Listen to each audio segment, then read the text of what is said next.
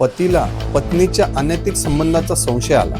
त्याने जाब विचारलं आणि त्यानंतर जे घडलं त्याने संपूर्ण नवी मुंबई हादरली. पत्नी आणि तिच्या कथित प्रियकराने मिळून पतीची हत्या करून मृतदेहाचे 3 तुकडे केल्याचा धक्कादायक आरोप समोर आला आहे.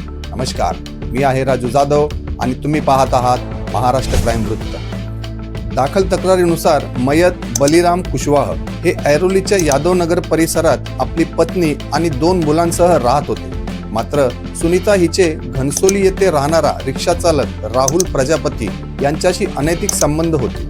याला पतीचा विरोध होता, त्यामुळे पतीला कायमचा मार्गातून दूर करण्याचा कट सुनीता आणि राहुल यांनी रचला आणि बळीराम यांना कायमचे संपवले.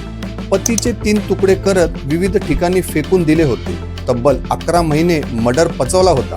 परंतु 8 महिन्यानंतर बलिराम यांचा भाऊ गावाहून आल्यानंतर त्याने रबाळे MIDC पोलीस स्टेशनमध्ये तक्रार दाखल केली. ही घटना ऐरोलीत घडली असून तब्बल 11 महिन्यांनी या मर्डर मिस्ट्रीचे खरे सत्य समोर आले आहे. पोलिसांनी सखोल तपास केल्यानंतर पत्नीनेच पतीचे 3 तुकडे केल्याची बाब उघड झाली आहे. सध्या पोलीस या प्रकरणाचा अधिक तपास करत असून नेमका खून कसा करण्यात आला आणि आणखी कोणी या कटात सहभागी होता का याचा शोध घेत आहेत. तपास पूर्ण झाल्यानंतरच संपूर्ण सत्य समोर येईल. नवी मुंबईतील या घटनेमुळे परिसरात भीतीचे वातावरण निर्माण झाले आहे. या प्रकरणाची सर्वत्र चर्चा सुरू आहे. या प्रकरणातील पुढील प्रत्येक अपडेटसाठी महाराष्ट्र क्राईम वृत्त चॅनेलला सबस्क्राईब करा. व्हिडिओ आवडल्यास व्हिडिओला लाईक आणि शेअर करायला विसरू नका. धन्यवाद.